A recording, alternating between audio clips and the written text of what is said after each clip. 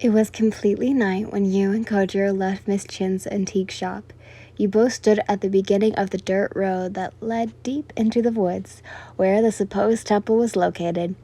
Kojiro held up a lantern, whilst you checked the map. If we continue straight, the temple would be on the right, you say. Sounds good. Sounds easy enough. The flame pillar nods, before sighing the light towards the wooden path planks that covered in grapevines and moss, which had piqued his interest. Path of Yokigama Temple. No trespassing. Kojiro's eyes narrowed as he shined the light back towards the dark and fulgurating trail, lined with tinsel amount of tall trees and overgrown, that led to the darkness.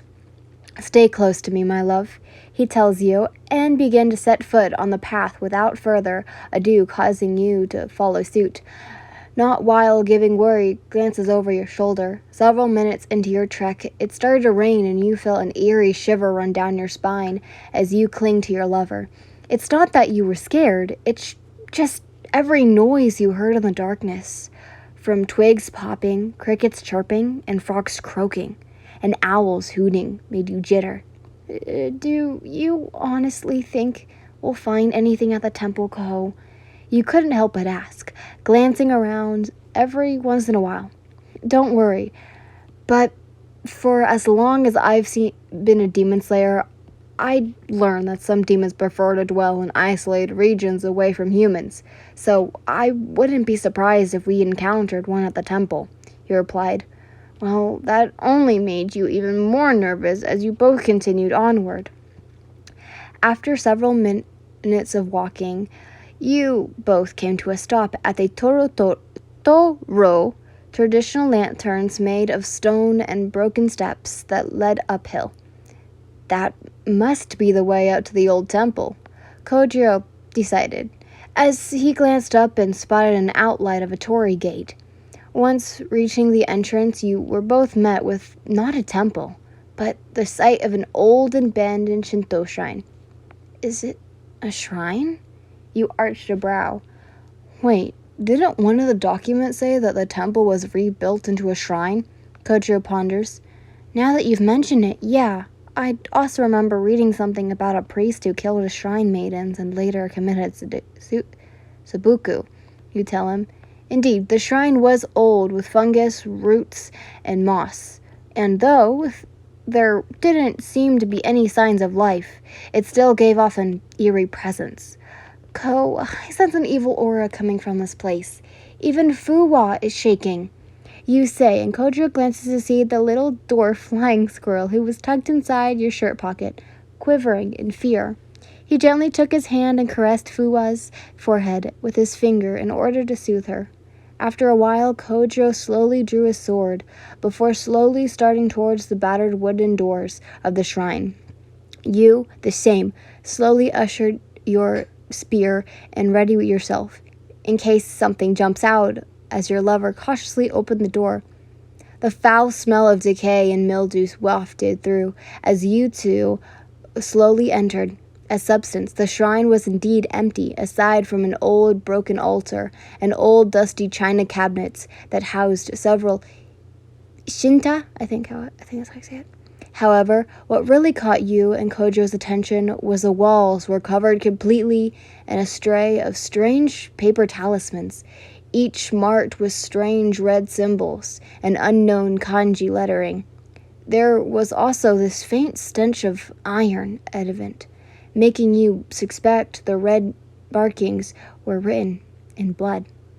However, there didn't seem to be any sign of demons, nor was anything of particular interest, except from a weird-looking painting. Ugh, creepy.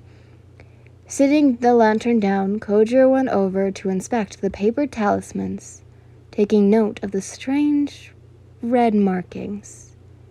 Whoever made these had terrible penmanship. A majority of the characters were a mixture of Japanese and Chinese lettering.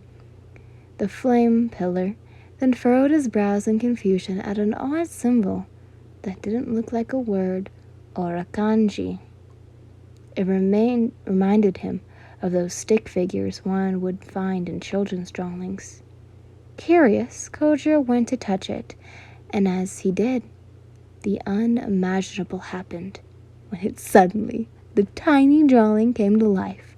He flinched as a dark, tiny figure immediately leaped from the paper and onto the back of his hand, where it stayed there.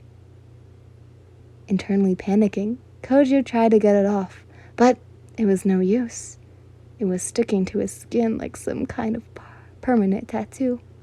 Ko, I've found something. Unfortunately, you hadn't been paying attention to him, so he decided not to tell of his predicament as Kojiro quickly hid his hand in his sleeve before turning towards you. He didn't want you to worry, and the mark didn't seem to be affecting him in any way, shape, or form. What is it, my love? He walked over to where you were.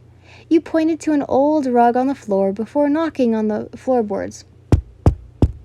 It's hollow here, you say. Help me move this? Kojiro nods and crouched down to help you move the rug.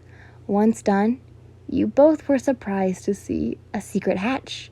Glancing each other wary, you both carelessly opened it, and to see a staircase leading downwards. I'll go first, Kojiro says, as you watched closely as he slowly descended. After making sure it was safe, Kojiro soon held his arms out for you with no hesitation. You jumped into his arms as he caught you. You both turned to see a dimly lit stone corridor with floral fusawa doors that aligned the hallway and one at the far end. Whereas the shrine had seemed smaller on the outside, it was definitely a lot bigger on the inside. It also looked polished and new to be considered abandoned. Suddenly, the fusawa door at the far end aggressively opened, which startled both you and Kojiro as you glanced to see someone standing there. Welcome, Demon Slayers! So glad you could make it. I most certainly been expecting you, said a cheerfully erotic male voice.